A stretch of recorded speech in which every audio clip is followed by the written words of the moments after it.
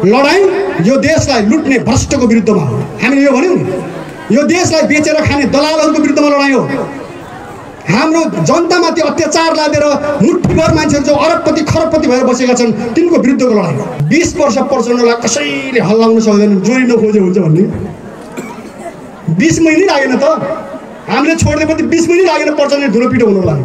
आज प्रचण्डजी कहाँ पुग्नु भएको छ? अस्ति त भन्दै हुनुहुन्थ्यो माधव नेपाल के अरे माधव नेपाल नभए त मलाई कमान्डोले लिएर हिँड्ने जोगी भइसक्यो भन्नु।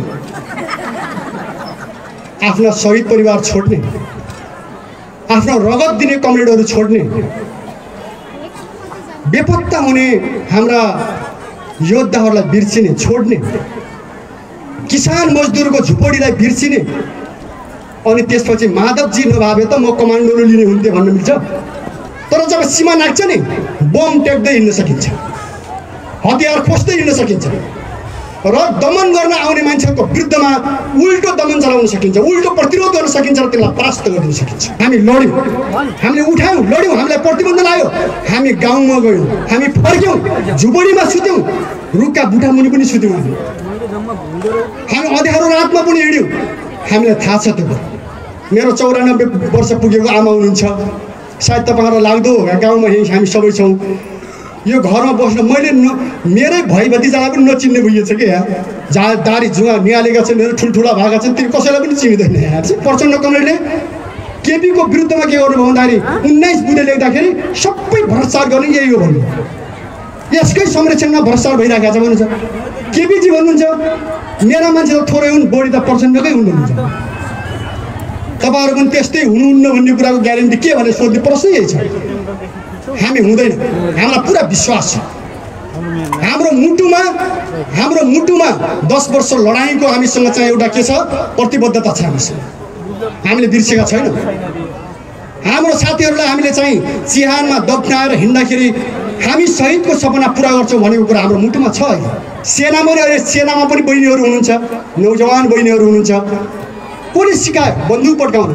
हाम्रो गाउँमा त पहिला कस्तो थियो, महिलाले बन्दुक हान्यो भने होइन गाई बाख्राहरू रुखो चढ्छन् भन्ने थियो, समाज बौलाउँछ, त्यस्तो गर्नु हुँदैन भन्ने थियो।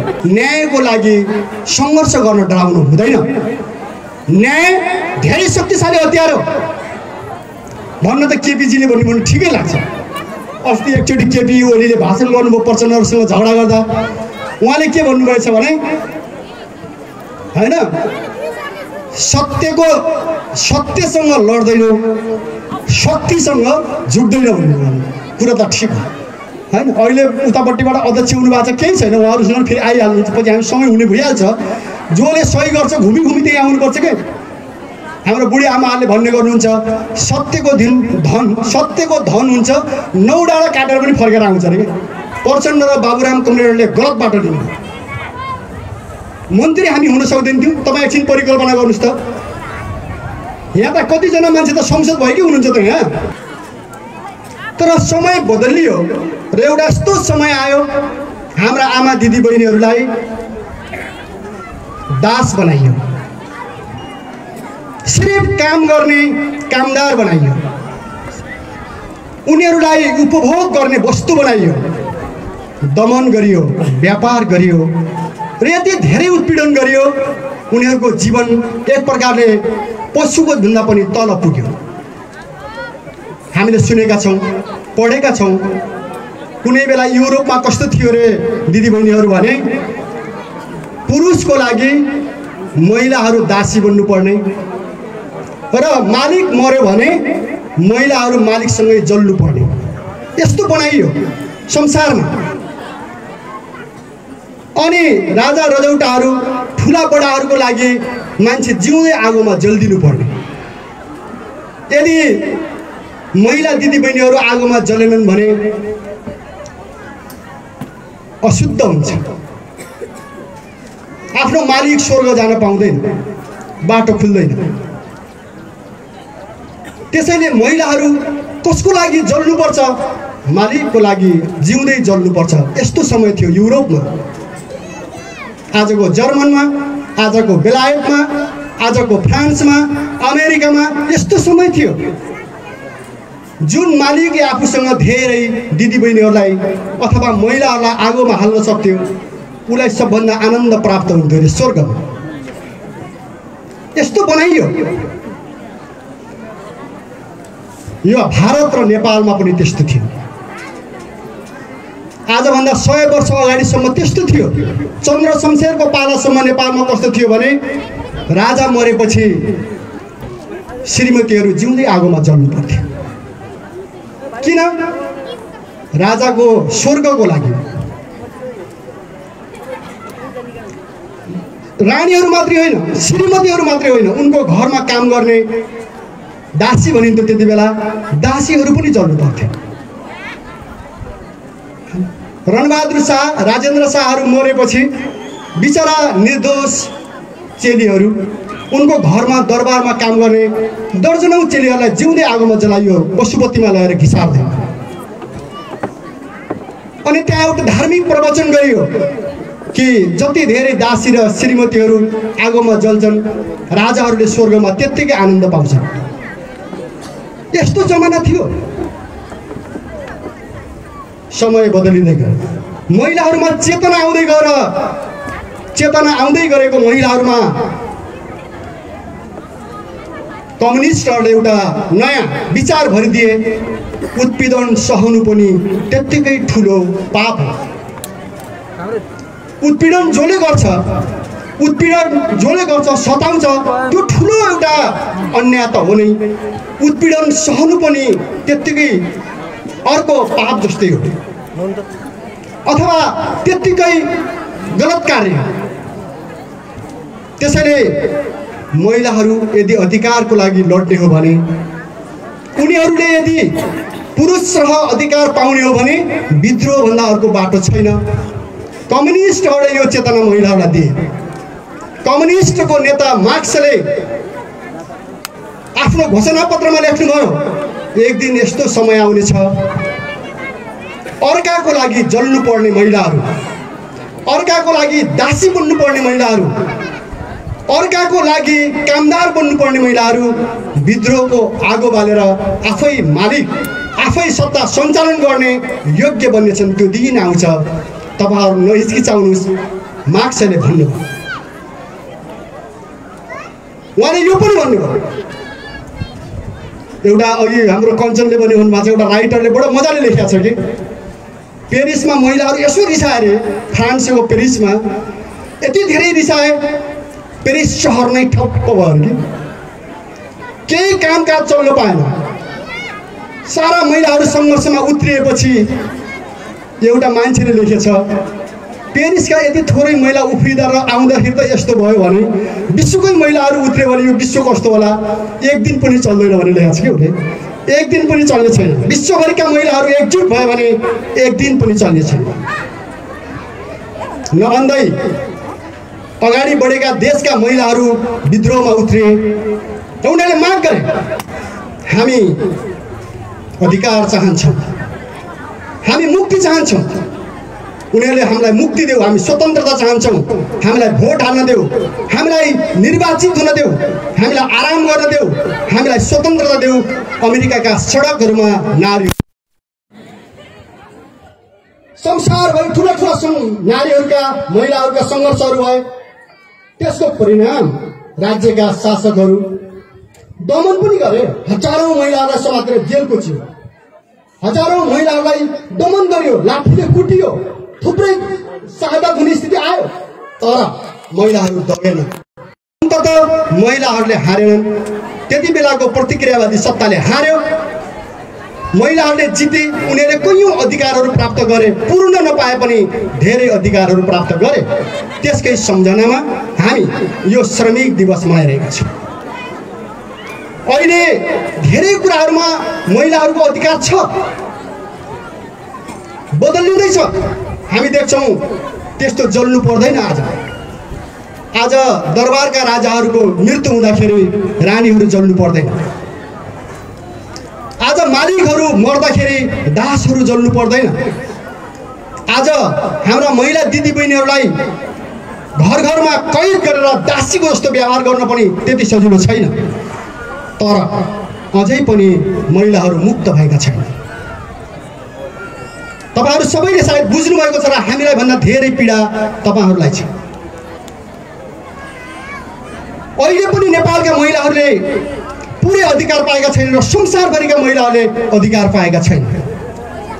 आज पुँजीवाद छ विश्वमा र नेपालमा पनि पुँजीवाद छ। हिजोको जस्तो जल्नु त पर्दैन, तर आज पनि हाम्रा चेलीबेटीहरू व्यापार चाहिँ हुनु परेको छ।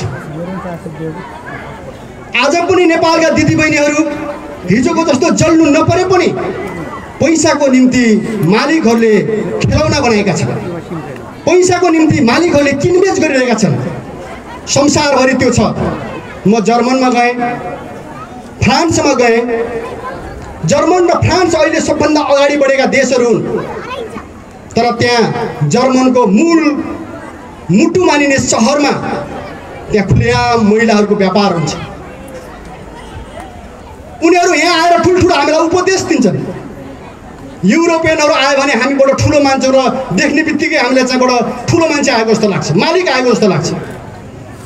तर आज तपाईँले हेर्नुभयो भने फ्रान्समा हाम्रा नारीहरूको व्यापार हुन्छ, जर्मनमा व्यापार हुन्छ, अमेरिकामा व्यापार हुन्छ। यतिसम्म पनि मैले सुने जर्मनमा श्रीमानले श्रीमतीलाई कति दिनको लागि हो एउटा कोठीमा बेचेर पैसा लिएर फर्किने स्थिति पनि मैले त्यहाँ देखेँ। जर्मनमा ठुलो धनाढ्य देश भन्ने ठाउँमा त्यो छ स्थिति। नेपालमा त हामीले देखेकै छौँ। तर सायद त्यहाँ तपाईँहरू भुक्तभोगी पनि हुनुहुन्छ कैयौँ त। हामी कतारसम्म पुगेर फर्केका छौँ, हामी सायद इराक पनि गएर फर्केका छौँ, हामी अरबका मरुभूमिहरूमा गएर फर्केका छौँ। कैयौँलाई ठिकै होला, तर कैयौँ म आफै गएको छु। पुरुषलाई पनि त्यहाँ मजदुर मानिँदैन। खाडीमा मजदुर मानियो भने त्यहाँ सुविधा दिनुपर्छ, सुविधा दिनुपर्छ भन्ने डरले त्यहाँका मान्छेले अर्कै नाम राखेका छन्। त्यो भनिन्छ घर नोकर, होमवर्कर। घर नोकर भनेर घर घरमा राखिन्छ र मजदुरले पाउने सुविधा पनि त्यहाँ दिइँदैन। अवैध ढङ्गले कोठा कोठामा थुनेर राखिन्छ। गोरुलाई जस्तो काममा जोताइन्छ। 50 डिग्रीभन्दा माथि 54 डिग्रीसम्मको गर्मीमा नेपालका युवाहरूलाई गोरुलाई जस्तो जोतिन्छ त्यहाँ, र उनीहरू मुटु फुटेर त्यहाँ मर्छन्। म जाँदाखेरि त्यहाँको साथीहरूले सुनाउँदै हुनुहुन्थ्यो 35 जना नेपालका युवाहरू को मर्यो त्यो पनि थाहा छैन। 200-300 जना युवाहरूको लास हस्पिटलमा सडिरहेको थियो। नेपाली दिदीबहिनीहरूको हालत के होला त्यो तपाईँ आफै बुझ्न सक्नुहुन्छ। एकजना बहिनीले बीबीसीमा रुँदै मैले भनेको सुनेको छु, हामीलाई इराकमा लगेर, हामीलाई अरबमा लगेर आलु र मुला जस्तो व्यापार गरिन्छ भनेर भन्नुभयो रुँदै। फर्केर आएपछि यो पुँजीवाद। नेपालको सत्ताले, नेपालको सरकारले अधिकारको कुरा त गरेको छ। 10 वर्षको जनयुद्ध लडेपछि धेरै अधिकार पनि प्राप्त भएको छ, तर साँच्चै अर्थमा जीवनमा नेपालका दिदीबहिनीहरूले अधिकार पाउन सक्नुभएको छैन। म पञ्चायती व्यवस्थाको विरुद्धमा सङ्घर्ष गर्दाखेरि छोरीलाई कोही पनि अधिकार थिएन। थोरै 1-2 ठाउँमा झालक झुलुक देखिन्थ्यो। बहुदल आयो, अलिकति अगाडि आयो। जनयुद्ध लडेपछि अलि त भयो, तर अहिले पनि हाम्रा छोरीहरूलाई, हाम्रा दिदीबहिनीहरूलाई अधिकार छैन। बाआमाको छोराछोरी हो। छोरा जसरी एउटा 12 आमाको सन्तान हो, छोरी पनि त्यसरी नै सन्तान हो। छोराले जति, छोरा जन्माउँदाखेरि बाआमाले जति खुसी मनाउँछन् अथवा जति उनीहरूले पीडा खेप्छन्, ठिक त्यस्तै प्रकारले आमाहरूले छोरी जन्माउँदाखेरि पनि पीडा भोग्नुपर्छ। तर छोरीहरूले सम्मान पाउँदैन। कानुनले नै कस्तो बनाइदिएको छ भने अहिलेसम्म पनि नेपालको कानुनले छोरा भएपछि स्वत सम्पत्ति पाउँछ, तर छोरीले धेरै कानुनी प्रक्रिया पार गरेपछि मात्रै बाउको सम्पत्ति पाउँछ। अहिले पनि पाउँदैन। हाम्रा दिदीबहिनीहरूले कानुनी ढङ्गले अझै पनि सम्पत्ति पाउँदैन। विदेशमा व्यापार गरिन्छ। हो, म तपाईँलाई के भन्छु भने हामी तपाईँ दिदीबहिनीहरू, नारीहरू यदि अधिकार चाहन्छौँ भने, यदि साँच्चै नै हामीले आफ्नो अधिकार हामी मान्छे जस्तो बन्न चाहन्छौँ भने हाम्रो भनाइ के हो भने छोरा जन्मेपछि जति अधिकार आमा बाउको सम्पत्तिमा पाउँछ हाम्रो छोरीले पनि त्यति नै अधिकार आजैदेखि पाउनुपर्छ। हाम्रो लडाइँ त्यहाँ छ। मेरा छोरा र छोरीहरू छन् मान्नुहोस् हैन, मेरो सम्पत्ति अहिले त छैन, अलिअलि छ पनि हैन। मेरो बाउले कमाइदिएको सम्पत्ति बुवाले आमाहरूले कमाइदिनु भएको त छ अलिअलि। त यहाँ कुरा के छ भने दुईटा छोराले जति पाउँछन् मेरो छोरी छिन् उनले पनि त्यति नै पाउँछन्। मैले भनेको छु जति छोराहरूले पाउँछन् उनले उति नै पाउनुपर्छ। यो कुरा हाम्रो मात्रै होइन, यो कुरा हरेक नेपालीको घरमा हुनुपर्छ। जुन छोरीलाई समस्या पर्छ, जुन छोरीलाई पढ्न लेख्न रोजगारी गर्न समस्या पर्छ, राज्यले ग्यारेन्टी गर्नुपर्छ। छोरीहरूको अधिकारलाई सुनिश्चित गर्ने काम राज्यले गर्नुपर्छ। यसकारण आजको यो श्रमिक दिवसको उपलक्ष्यमा म के भन्न चाहन्छु दिदीबहिनीहरू भने तपाईहरु लड्नु भएको छ। यहाँ यो पनि लडाइँ हो, सायद आज काठमाडौँमा पनि अलिअलि लडाइँ होला, तर त्यो भद्र लडाइँ छ, धेरै भद्र लडाइँ छ। उहाँले विभिन्न ढङ्गले गर्नुभयो होला र कयौँलाई त्यो ज्ञान पनि छैन। तर आज कपिलवस्तुको शिवगढीको भवानपुर गाउँमा हामी 12 बजेको टन्टलापुर गाउँमा पसिना छोड्दै नारा लगाइरहेका छौँ, हामीलाई सम्पत्तिमा बराबर अधिकार दे, हामीलाई रोजगारी दे, हामीलाई सुरक्षा दे, हामी न्याय चाहन्छौँ, हामी समानता चाहन्छौँ। जो तपाईँले नारा लगाउनु भएको छ यो पनि लडाइँ, यो लडाइँ हो, तपाईँले लड्नु भएको छ, यो धेरै सम्माननीय कुरा छ। तर यति लडाइँले पुग्छ? आज यहाँ नारा लगाउनु भएको छ, केही लडाइँ चलेको छ, तर यो लडाइँलाई हामीले कपिलवस्तुभरि फैलाउनुपर्छ, यो लडाइँलाई हामीले नेपालभरि फैलाउनुपर्छ, यो लडाइँलाई हामीले विश्वभरि फैलाउनुपर्छ। एक दिन हाम्रो पार्टीले तपाईँलाई के विश्वास दिलाउन चाहन्छ भने तपाईँहरू लड्नुहोस्। मान्छेको जीवन मैले भन्ने गरेको छु, कयौँ पत्रकार साथीले सोध्नुहुन्छ लडाइँ भयो भने त क्षति हुन्छ नि, त युद्ध भयो भने त क्षति हुन्छ नि। हामीले के भनेका छौँ दिदीबहिनीहरू भने हो, लडाइँ भयो भने मान्छे मर्छ, क्षति हुन्छ, त्यो हामीलाई थाहा छ, त्यो राम्रो थाहा छ। तर हाम्रो भनाइ के छ भने अर्काको दास बनेर मर्नुभन्दा, अरबको भूमिमा गएर अर्काको खेलौना भएर मर्नुभन्दा, विदेशीको दासी भएर व्यापारमा परेर मर्नुभन्दा, हाम्रै देशमा अन्याय अत्याचार भोगेर मर्नुभन्दा, सम्पत्तिमाथि अधिकार नपाएर मर्नुभन्दा, विभेद खपेर मर्नुभन्दा, विभिन्न ढङ्गले हाम्रा चेलीबेटीहरूको असुरक्षा भएर मर्नुभन्दा, बलात्कृत भएर मर्नुभन्दा, व्यापारी भएर व्यापारीहरूको हातमा परेर व्यापार गरेर मर्नुभन्दा लडेर मर्नु धेरै ठुलो कुरा। यो हामीले भनेको। प्रचण्ड कमरेडलाई बाट छुटेर आउँदाखेरि पत्रकार साथीले सोध्नुहुन्थ्यो दाइ फेरि लडाइँ भयो भने त मान्छे मर्छ? हो, मर्छ, मर्छ। कसरी मर्ने भन्ने मात्रै हो, मान्छे त मर्छ त, नमर्ने मान्छे को छ यहाँ? एक दिन त तपाईँ सुनको बाकसमा पछि पनि मर्नुहुन्छ, एक दिन त तपाईँ हेलिकप्टरमै आकाशमा उडिराखे पनि मर्नुहुन्छ, मान्छेबाट डराएर धेरै पर कुनामा गएर एक्लै सुते पनि मर्नुहुन्छ। त्यसै मर्नु हुँदैन, रुई मर्नु हुँदैन, आँसु झारेर मर्नु हुँदैन, दमन खपेर मर्नु हुँदैन, अर्काको शोषणमा परेर मर्नु हुँदैन, अन्याय सहेर मर्नु हुँदैन। मर्नु पर्यो भने न्यायको आवाज बुलन्द गर्नुपर्दा मर्नु हुँदैन। हामीले भनेका छौँ मर्नुपर्छ भने होइन। तपाईँले सही कुरा गर्दा किन मर्ने? मर्नुपर्छ।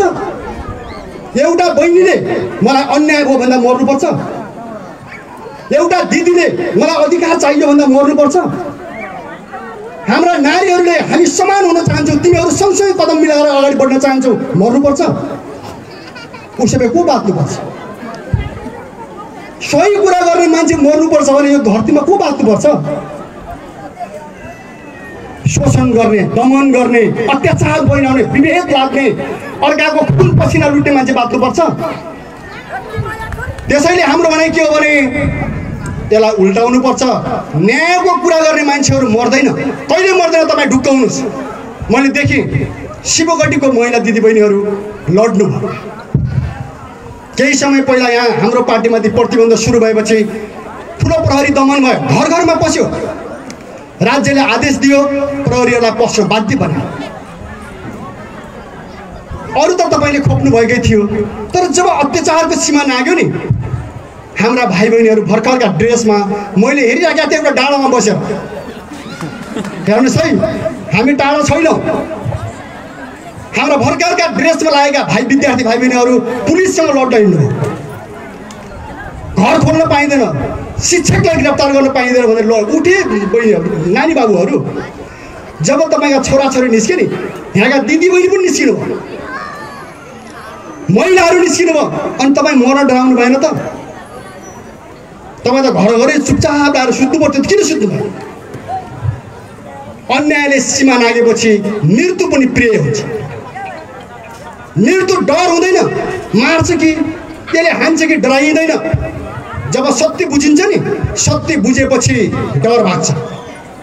को डराउँछ? जसले पुरा बुझेको छैन त्यो डराउँछ। को भाग्छ? जसले न्याय बुझेको छैन त्यो भाग्छ। को भाग्छ? जसले जनतालाई बुझेको छैन, जनताको अधिकारको कुरा बुझेको छैन त्यो भाग्छ, त्यो डराउँछ। हामीले सत्य बोलेका छौँ, हामी किन डराउने? तपाईँको अन्यायमा मर्नुभन्दा त हामी मर्छौँ नि, सत्यको लागि मर्छौँ। अन्याय सहेर मर्नुभन्दा त सत्य बोलेर मर्नु हो नि। हामी लड्यौँ। हाम्रो दुर्गा भाइलाई चाहिँ गोली हान्यो, निर्दोष युवालाई, घरमा सुतेको मान्छेलाई थुतेर लगेर। केही कसुर छैन, केही भए पनि त कानुनी कारबाही गर्नुपर्छ नि।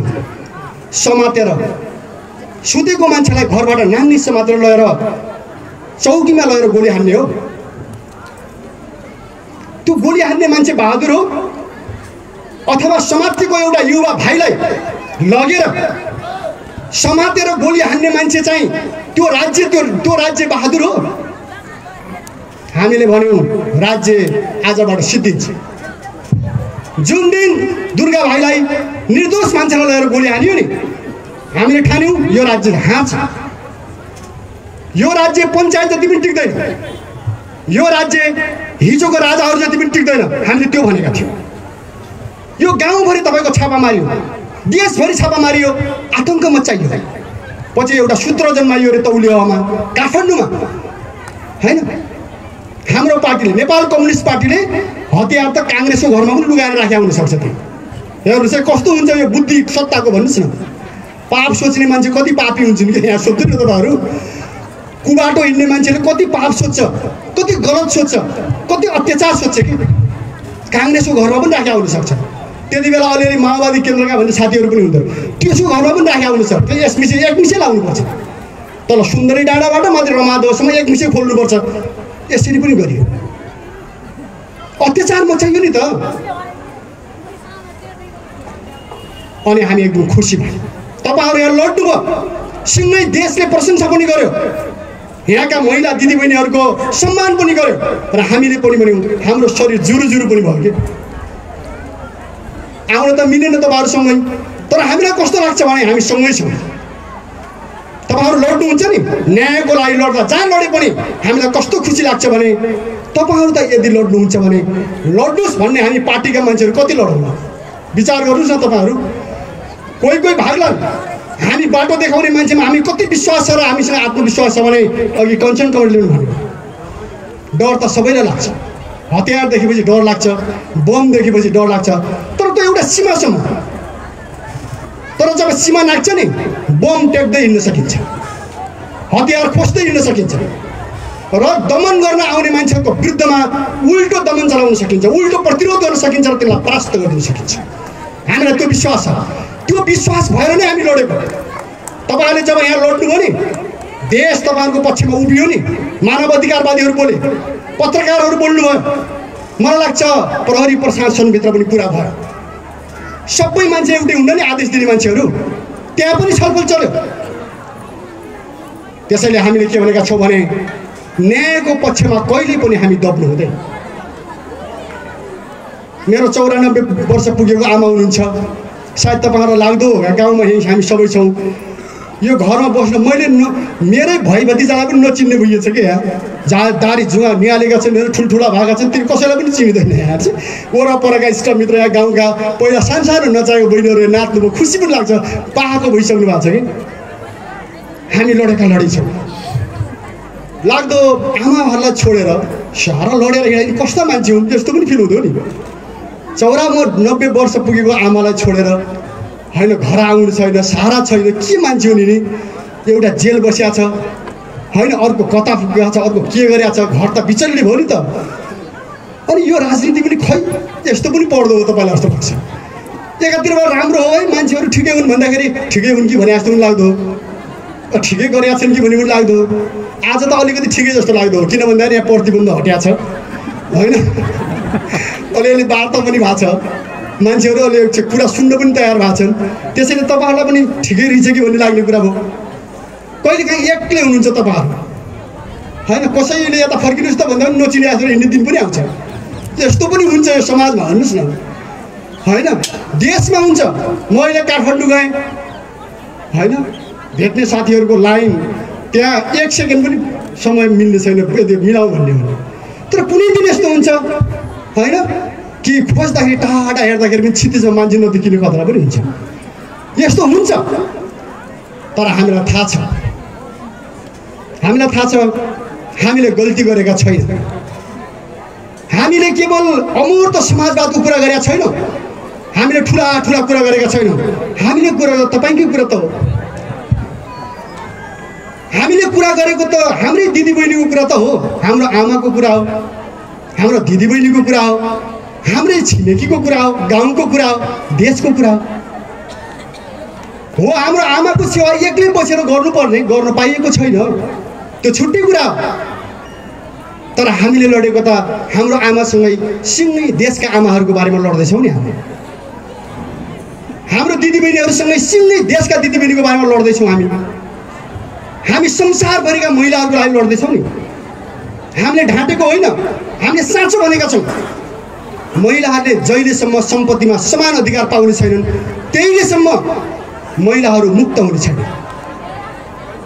अहिले तपाईँले सुन्नुभएको छ ठेकेदार यहाँ आउनु पनि भयो होला ठेकेदार साहबको चाउहरू यहाँ के छ मलाई थाहा छैन तर कैयौँ ठाउँमा के छ उही काम गर्ने पुरुषले दिनमा 1000 रुपियाँ पाउँछ उही काम गर्ने दिदीबहिनीले 600 रुपियाँ पाउँछ होइन उही काम गर्ने पुरुषले 800 रुपियाँ पाउँछ उही काम गर्ने दिदीबहिनीहरूले 500 रुपियाँ पाउँछ के हो यो कामको हिसाबले हेर्नुभयो भने इमान्दारीपूर्वक फुरु गर्ने बिचरा हाम्रै दिदीबहिनीहरू बरु पुरुष त यताउता गर्छ एकछिन पर एकछिन हो र पिछा गरेर जान्छ टोइलेट जान्छ उहाँ के अलिअलि काटिहाल्छ लागेको काम खुरु गर्ने इमान्दारीपूर्वक गर्ने दिदीबहिनीहरू नै छन् तर उनीहरूले समान अवसर पाउँदैन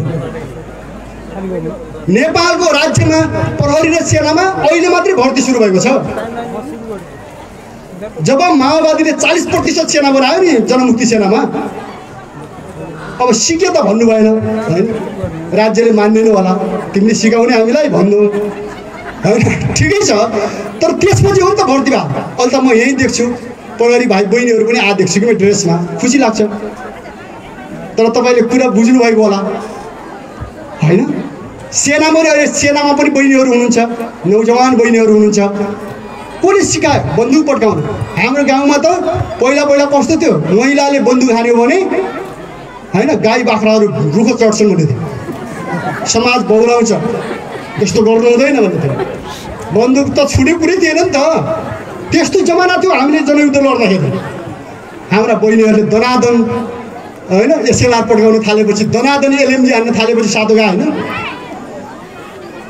कथा छ मैले अन्त पनि भनेको छु एउटा हाम्रो स्क्वाड बनायौँ महिलाहरूको पहिला सेना बनाएपछि के गर्ने त भन्दाखेरि धेरै दिदीबहिनीहरूलाई जम्मा पार्ने स्वाहिनी भन्दै जम्मा पार्दै गर्ने बुढो थियो एउटा ठिकैको हेर्नुहोस् अनि त्यसलाई कारवाही गर्नुपर्छ भन्ने महिलाहरूले हाल्थ्यो लोभ लालच देखाउने घर ल्याइहाल्ने कि अनि हाम्रो स्क्वाडका बहिनीहरू जानुभएछ राइफल बोकेर 7 जनाको हाम्रो एउटा पल्टन होइन त्यति बेला फटा भन्यो त जाली फटाहरू जानुभयो उनी बसेका राम्रो खाइलाई पाएका होइन मोटा घाटा बुढा राम्रै अनि गएपछि त बहिनीहरू गएपछि टेरे पो बहिनीहरूले भन्नुभएछ दाइ तपाईँले यस्तो किन गर्नुहुन्छ अब नगर्नु होला भन्दाखेरि त सुरुमा त बुढाले जिस्काएर के भनेछ भने तिमी मध्येमा एउटी पनि यहाँ बस्यो हुन्छ भन्ने खालको कुरा भनेर त्यस्तो हुन्छ के हुन्छ जिस्काएर। अनि बहिनीहरू त एउटा आवेगमा गएको थियो नि, अनि सामान्य कुटपिट गर्दा पत्याइन भनेर कि बुढाले, मैले पत्याइन जब बहिनीहरूले बन्दुकको कुन्दाले बेसरी ठोक्नु हो नि अहिले त पत्याएँ भनेर कि अब त महिला पनि लड्ने भएछन्। मैले भन्नु खोजेको कुरा के हो भने यस्तो छ समाज आज पनि यही छ नेपालमा, कैयौँ क्षेत्रमा असमानता छ। अहिले तपाईँले हेर्नुहोस् त विदेशमा नेपालबाट प्लेनमा त उडाएको छ, इन्डियाबाट पनि लगेकै छ, अनि अहिले हुँदा हुँदा त कहाँ पुर्याइन्छ भन्नुहुन्छ भने यहाँबाट नागाल्यान्ड, मणिपुर, बर्मा यतापट्टिबाट छिराएर मान्छे बेचिन्छ भन्नु। यस्तो छ नेपालको हालत। त्यसैले दिदीबहिनीहरू यो अत्याचारको विरुद्धमा हामी लडिरहेका छौँ। हाम्रो पार्टी लडेको हामी मान्छेको लागि होइन नि, हामी केवल पार्टीका मान्छेको लागि होइन, केवल नेताहरूको कुरा होइन। यो लडाइँ के हो भने तपाईँ दिदीबहिनीहरूकै अधिकारसँग हाम्रा नयाँ आउँदै गरेका नयाँ पिँढीका नानी बाबुहरूको लागि यो लडाइँ हो। त्यही कुरा किसानको लागि हो, त्यही कुरा मजदुरको, विद्यार्थी सबैको लागि हो। त्यसैले हामीले के भनेका छौँ भने न्यायको लागि सङ्घर्ष गर्न डराउनु हुँदैन। न्याय धेरै शक्तिशाली हतियार हो भन्न त केपीजीले भन्नु ठिकै लाग्छ। अस्ति एकचोटि केपी ओलीले भाषण गर्नुभयो प्रचण्डहरूसँग झगडा गर्दा, उहाँले के भन्नुभएछ भने होइन सत्यसँग लड्दैनौँ, शक्तिसँग झुक्दैन भन्नुभयो। कुरा त ठिक हो, सत्यसँग चाहिँ म लड्दिनँ, शक्तिसँग झुक्दैन त भन्नुभयो, त्यो कुरा सही हो। तर सत्य के हो हुन त अहिले त फेरि सत्य यो पनि भयो, मान्नुभयो, त्यसैले यसलाई पनि भन्न सकिन्छ हामी सबै मिल्यौँ भन्नुहोस् न। तर हाम्रो पार्टीमाथि प्रतिबन्ध के थियो? त्यो सत्य थियो। हाम्रो पार्टीका समर्थक जनताहरूको घर घरमा छापा मार्ने कुरा सही थियो, सत्य थियो, त्यो न्याय थियो। त्यो हाम्रा दिदीबहिनीहरूलाई समात्न आउने कुरा त्यो सत्य थियो। नभएको आरोप लगाएर गोली हान्ने कुरा सत्य थियो। कुमार पौडेललाई तपाईँले सुन्नुभयो, अहिले त सरकारले पनि कुमार पौडेललाई गोली हान्ने मान्छेलाई कारवाही गर्यो। कुमार पौडेल हाम्रो पार्टीको सर्लाहीको इन्चार्ज हो। उहाँ तपाईँको आफ्नो काम गरेर बाटोमा हिँडिराखेका मान्छेलाई समातेर, त्यो पनि पत्रकार साथीहरूले एक्सपोज गरिदिनु भयो, बाहिर ल्याइदिनु भयो, राम्रो कुरा हो। बाटो हिँडिराखेको मान्छेलाई समातेर मास्क खोल्न लगाएर चिनेर अनि कन्चर्टमा गोली हान्न मिल्छ? को हो भन्ने पत्ता लगाएर बाटो ढुकेर समातेर गोली हानेर मार्न मिल्छ त? अनि त्यो सत्य हो? हाम्रा दिदीबहिनी, हाम्रो तपाईँले सुन्नुभयो, हाम्रो कमरेड बन्दुचन्द 1 वर्षभन्दा बढी हिरासतमा बसेर थुप्रै जेलहरू सरेर आउनुभयो। हाम्रो भिरकोटी अहिले यहाँ चाहिँ उद्घोषक हुनुहुन्छ, उहाँलाई बेपत्ता बनाइयो। पछि उहाँलाई चाहिँ विभिन्न मुद्दा लाएर हैरान पार्नु। यहाँ थुप्रै बहिनीहरू हुनुहुन्छ, अहिले देशमा थुप्रै बहिनीहरूको नाममा मुद्दा छ, समातिको चाहिँ यो झोज चलिराखेको छ। यो सत्य हो के? यो तपाईँको चाहिँ न्यायको निम्ति कुरा उठाउँदाखेरि गरिएको दमन होइन त? त्यसैले हाम्रो आग्रह के छ दिदीबहिनीहरू भने तपाईँहरू जसरी लड्नु भएको छ नआत्तिनुहोस्। हामीले गल्ती सिकाउँदा पनि सिकाउँदैनौँ, यो हाम्रो प्रतिबद्धता हो। मैले घरमा सधैँ भन्ने गर्थेँ, पहिला युवा हुँदाखेरि हामी गल्ती गर्ने छैनौँ, हामी कुनै गलत कार्यमा लागेका छैनौँ। यहाँ हामीले तपाईँ हैरान बागस फोडिदिएर ताला फोडेर हैरान हामीले क्लब खोल्यौँ। हामीले सबै युवालाई भन्यौँ जाँड खानु हुँदैन, जडिया बन्नु हुँदैन। हामीले सबैलाई भन्यौँ तास खेल्नु हुँदैन। हामीले सबैलाई भन्यौँ दिदीबहिनीहरूलाई जिस्काउनु हुँदैन। हामीले भन्यौँ राम्रो कार्यक्रमहरू गर्नुपर्छ, विकास गर्नुपर्छ, होइन? तब हामीले यो पनि भन्यौँ न्यायको निम्ति लड्नुपर्छ, सुकुम्बासीहरूको निम्ति लड्नुपर्छ, भोकानाङ्गाको लागि लड्नुपर्छ, जनताको लागि लड्नुपर्छ। हामीले त्यो भन्यौँ नि।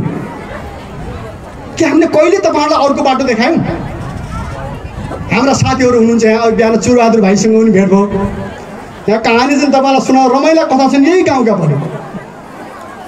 हैन। अहिले उतापट्टिबाट अध्यक्ष हुनुभएको छ, केही छैन, उहाँहरूसँग फेरि आइहाल्नुहुन्छ, पछि हामी सँगै हुने भइहाल्छ। जसले सही गर्छ घुमी घुमी त्यही आउनुपर्छ के। हाम्रो बुढी आमाहरूले भन्ने गर्नुहुन्छ, सत्यको धन हुन्छ 9 डाँडा काटेर पनि फर्केर आउँछ अरे के। यस्तो हुन्छ यो। तपाईँले गल्ती गर्नुहुन्न, राम्रो बाटो समात्नुभयो भने त्यही सफल हुन्छ। तर एकछिनको लागि होइन।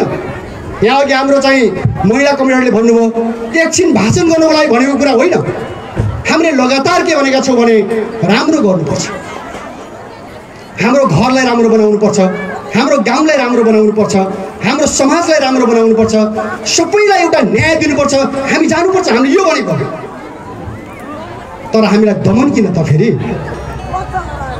हामी जनयुद्धमा जाँदाखेरि पनि के हाम्रो कुरा मात्रै गरेका थियौँ त? हामीले नेपाली किसान, मजदुर, महिला, युवा युवती सबैले न्याय पाउनुपर्छ, त्यसकै लागि हामी लड्यौँ नि त। कहिले हामीले आफ्नो सुख सुविधा भनेर बस्यौँ त? भनेनौँ नि हामीले। जनयुद्ध भयो, तपाईँले यति शास्ति पाउनुभयो यहाँ, त्यो हामीलाई थाहा। यही गाउँबाट मात्रै कतिजना भने के 8 जना होइन, शिवगढीबाट मात्रै हाम्रो 8 जना कमरेडहरू शहीद हुनुहुन्छ, भाइ र बहिनीहरू। 10 जना हामीसँगै यही तपाईँको यही ग्राउन्डहरूमा खेल खेलेको होइन, सँगै हामीसँग सांस्कृतिक कार्यक्रममा हिँडेको नाचेको भाइ बहिनीहरू शहीद हुनुभयो, जेल पर्नुभयो। कति गाह्रो भयो भन्नुहोस् त। अहिले शहीद परिवार यहाँ हुनुहुन्छ, यही गाउँमा पनि। कस्तो दुःख लाग्छ हामीलाई भन्नुहोस् न। हामीले त्यो गुमाएर लड्यौँ। वीरजङ म्याग्दीमा घाइते हुनुभयो यहाँको वीरजङ, ठुलो मान्छे बोक्नै सकेन छन् भाइहरू। हेर्नुहोस् हाम्रो जेलमा हुनुहुन्छ नि, त्यत्रो मान्छे घाइते भएपछि साँप्रो छेडेर उतापट्टि गइहालेछ उसले ठुलो बमले। अनि त एक्लै हिँड्दै रहेछ क्या, लोखरा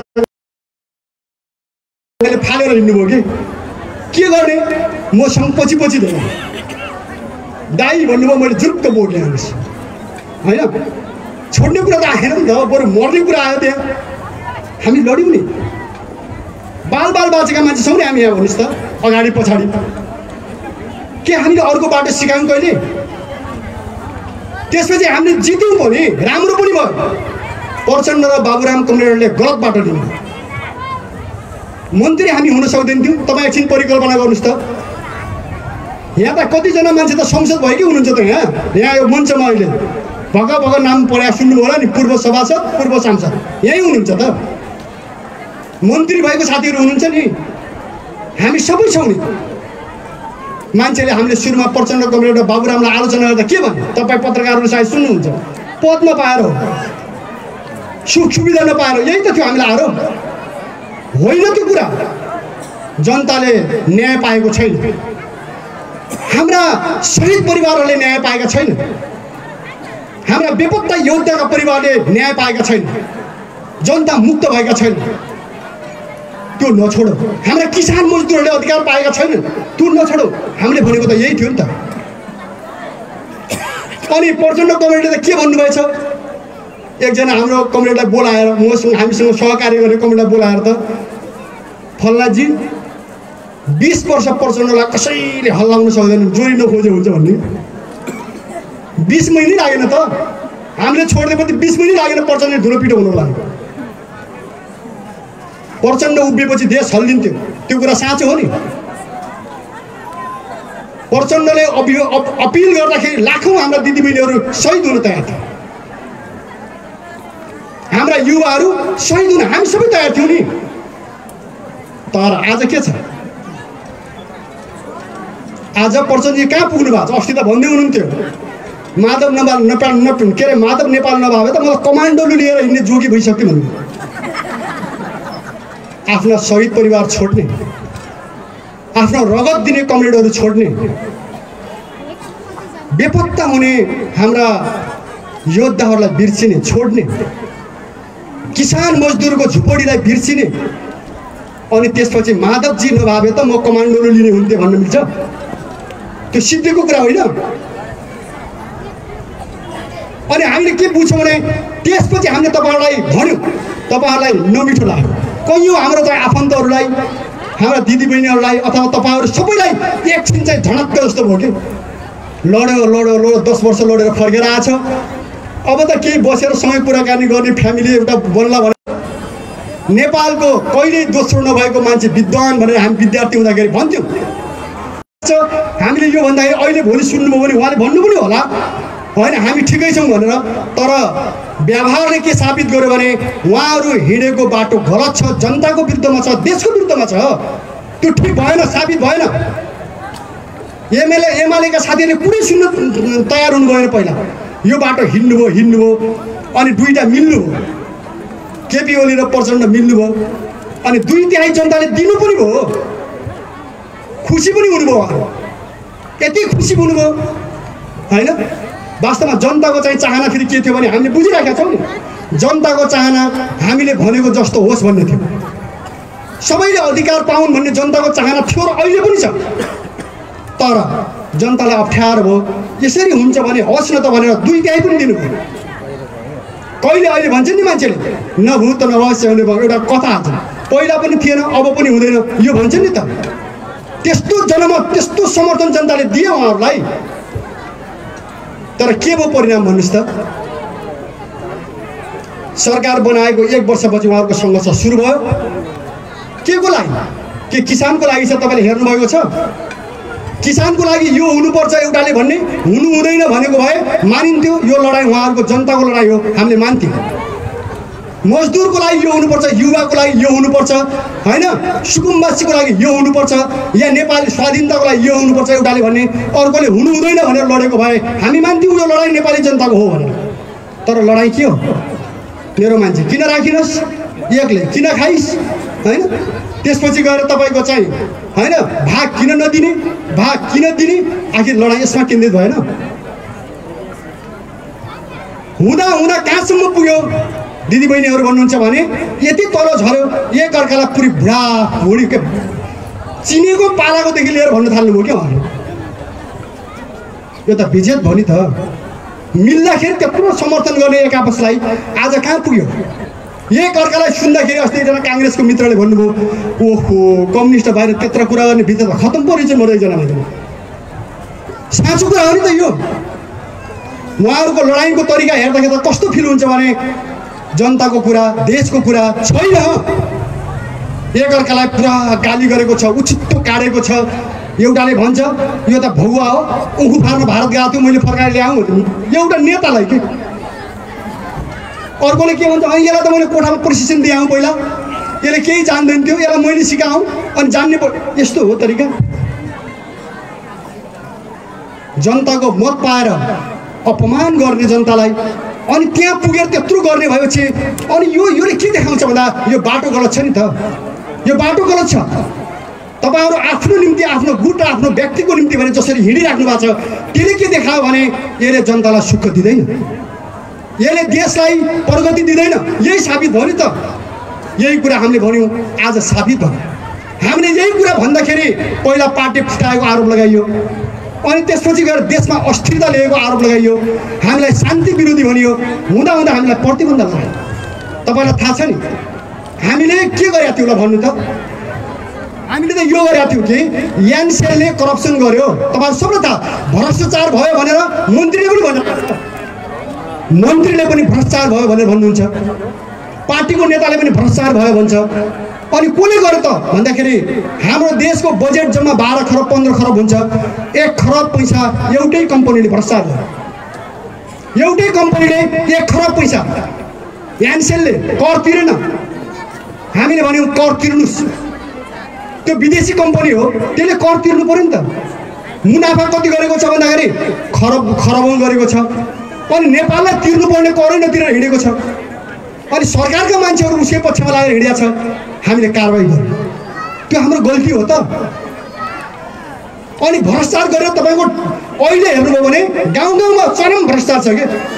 भ्रष्टाचार गर्नु हुँदैन, भ्रष्टाचारीहरूलाई हामीले कारबाही गर्यौँ, त्यो हाम्रो गल्ती हो त। बलात्कार गर्ने मान्छेहरूलाई हामीले कारबाही गर्यौँ, त्यो हाम्रो गल्ती हो त। अनि हाम्रो दिदीबहिनीहरूलाई विदेशमा बेच्ने, त्यसलाई मानव तस्कर भन्छ, मानव तस्करहरूलाई कारबाही गर्यौँ, हाम्रो त्यो गल्ती हो त। अनि हाम्रो शहीद परिवारहरूलाई राष्ट्रिय शहीद घोषणा गर्नुहोस् भन्यौँ हामीले, त्यो हाम्रो गल्ती हो त। किसानहरूलाई होइन सस्तोमा या निःशुल्क ऋण दिनुपर्छ हामीले भन्यौँ, त्यो हाम्रो गल्ती हो। मजदुरहरूलाई सत्तामा अधिकार दिनुपर्छ भन्यौँ, त्यो हाम्रो गल्ती हो। पढे लेखेका युवाहरू बुद्धिजीवीहरूलाई अवसर दिनुपर्छ, देशभित्रै अवसर दिनुपर्छ भनेर हामीले भन्यौँ, त्यो हाम्रो गल्ती हो।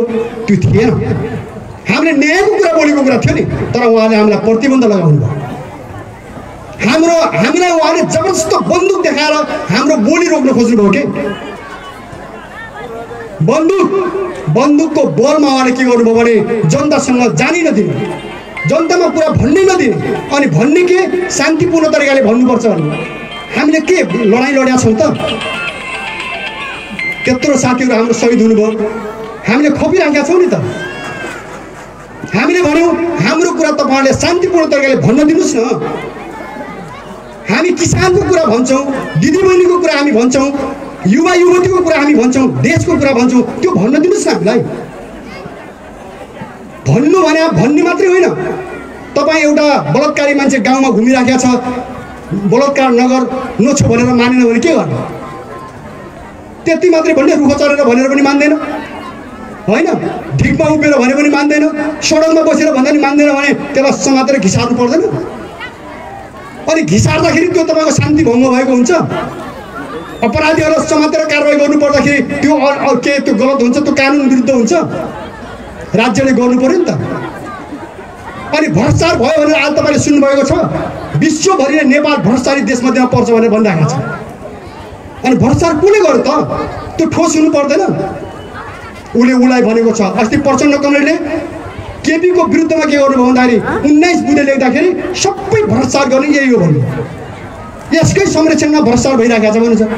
केपीजी भन्नुहुन्छ मेरा मान्छे त थोरै हुन्, बढी त प्रचण्डकै हुनुहुन्छ। अनि कसरी मिल्यो त यो कुरा भन्नु त? हुँदा त अब कस्तो आएको छ भने डरलाग्दो कुरा आएको छ नि। हामीले पहिले भनेका थियौँ जनमुक्ति सेनाको, हेर्नुहोस् है, जनमुक्ति सेनाको पैसा त्यति बेला 20,000 जनमुक्ति सेना थियो। 20,000 जनमुक्ति सेनाको पैसा पनि भ्रष्टाचार भएको छ भने अहिले उठेन बाहिर। हामीले हिजो पार्टीभित्र भन्दाखेरि यो नगर्नुहोस् है, यो गर्नु हुँदैन। 5,000 पाउँथे हाम्रो भाइ बहिनीहरूले जम्मा ब्यारेकमा बस्दाखेरि। त्यो 5,000 किन काट्नुहुन्छ भन्दा क्रान्तिको निम्ति चाहियो भनेर काट्नु। अनि त्यो पैसा कहाँ गयो त? अहिले त उठ्न थाल्यो नि त बाहिर बजारमा। कसले खायो त्यो पैसा? 19 अरबको कुरा छ, थोरै छ। 19 अरब खायो भने अहिले बाहिर बजारमा चर्चा छ। त्यसैले दिदीबहिनीहरू सही कुरा गरेको हामीले अर्को केही चाहिएर भनेको होइन।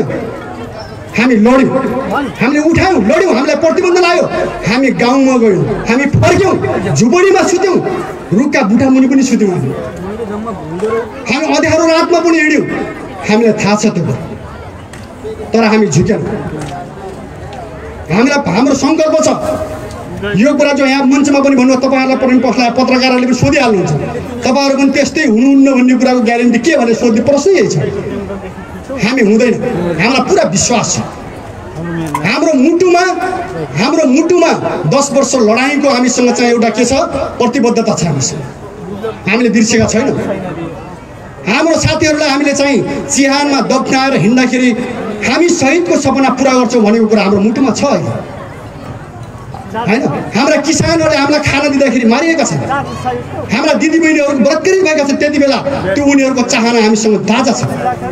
त्यसैले हामी त्यो बिर्सिँदैनौँ, हामी बिग्रिँदैनौँ। हामीलाई 2 महिनामा सिद्धाउँछौँ भन्नुभयो साथीहरूले, सरकारमा बसेका साथीहरू। फागुनको 29 गते हामीलाई प्रतिबन्ध लगाउनु भयो, वैशाखभित्र सबै सखा भन्नुभयो। के आत्मसमर्पण गर्ने? हामीले भन्यौँ ठिकै छ, लड्ने। तर हामीले यो पनि भन्यौँ प्रहरी भाइहरू, साथीहरू, या सेनाको, तपाईँहरू नआत्तिनुहोस् है। तपाईँहरूसँग लडाइँ होइन, लडाइँ यो देशलाई लुट्ने भ्रष्टको विरुद्धमा हो। हामीले यो भन्यौँ नि, यो देशलाई बेचेर खाने दलालहरूको विरुद्धमा लडाइँ हो।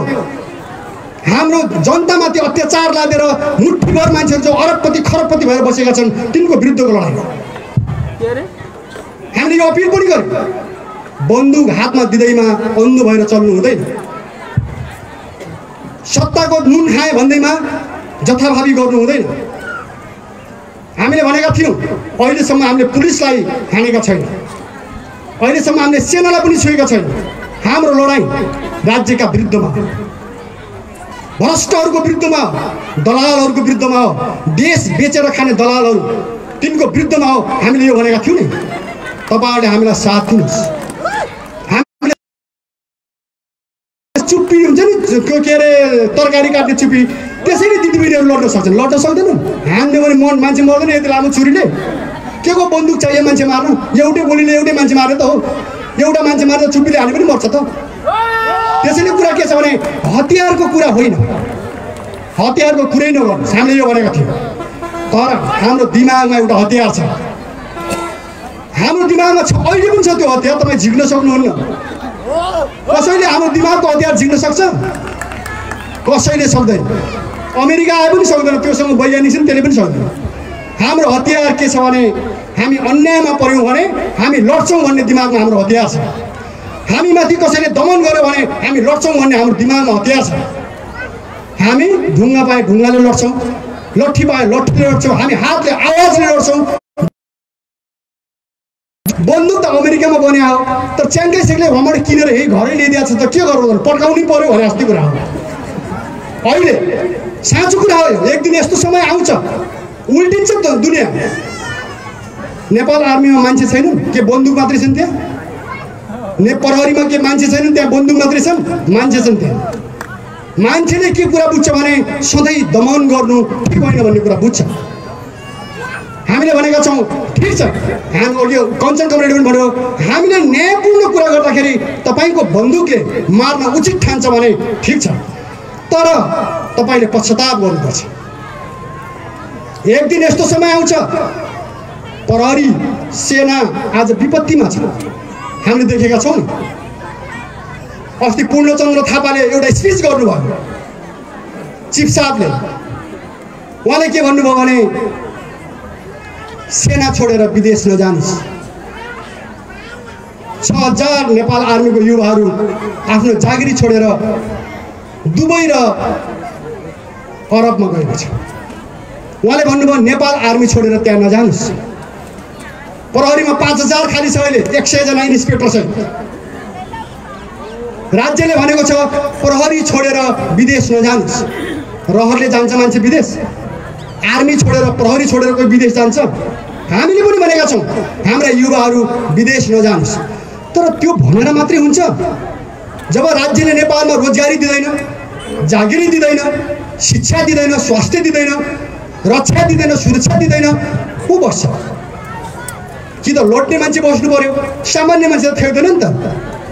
त्यसैले के हो दिदीबहिनीहरू भने हामीले भनेको कुरा के हो भने हामीले गल्ती बाटो हिँडेको होइन, हामी न्यायको बाटो हिँडेको हो। अहिले पनि हामी त्यही बाटो हिँडेका छौँ। अहिले पनि हामीले के भनेका छौँ भने हाम्रो बाटो नै सही बाटो हो, तपाईँ यही बाटोमा आउनुहोस्। अहिले हुँदै हुँदै आउँदा उहाँलाई हार्नुभयो, म यो भन्दिनँ। नेपाल सरकार हामीसँग हारेर फर्क्यो, यो कुरा सत्य होइन, यो होइन। तर सत्य कुरा यो चाहिँ हो, हाम्रो पार्टीमाथि प्रतिबन्ध लगाउनु गलत छ भनेर नेपाल आर्मीले पनि भनेको हुनुपर्छ, नेपाल प्रहरीले पनि भनेकै हुनुपर्छ, कर्मचारीले पनि भनेको छ होइन। शहीद परिवारले भनेकै छ, गाउँ गाउँमा शहीद परिवारले यो कुरा भनेका छन्, किसानहरूले यो कुरा भनेका छन्। सानो बच्चाले पनि हामी बसेको ठाउँ देखाएन नि त, देखायो? नत्र हामी सबै पढिसक्थ्यौँ नि। स्कुलमा गएर पुलिसहरूले सोध्नुभयो, यहीँकाले पनि सोध्नुभयो होला, अरूले पनि सोध्नुभयो, यस्ता ड्रेस लाएर आउँछन् कि भनेर सोध्नु। आउँदैन अङ्कलहरू कोही पनि आउँदैन भन्नु। हामीले के गरेका छौँ र हामीलाई देखाउने होइन? सानसाना स्कुले भाइ बहिनीहरूलाई फकाए, यो गाउँमा यस्ता मान्छे आउँछन् कि बसेका छन् कि छैन भन्नु। देशभरि भने नि किन भन्छन् त? किन माया गर्छन्? दिदीबहिनीहरूले अहिले पनि हामीलाई चाहिँ माया गरेर जङ्गल जङ्गल पुर्याइदिनु हो नि त दमन हुँदाखेरि। किन गरेको? पुरा बाटा छिकेर बस्नुपर्ने। यहाँ शिवगढीमा आउँदा पहिले माथिबाट रम्मादेवीले गङ्गटे हुँदै पर जौबराजसँग बाटा कुरेर किन बस्नु पर्यो? जनतामा विश्वास छैन नि त राज्यलाई। राज्य त के छ भन्नुहुन्छ भने जनता त उतै छन् भन्ने छ कि, जनता भित्रभित्रै उतै छन्। अब त बाटो सेक्नुपर्छ भने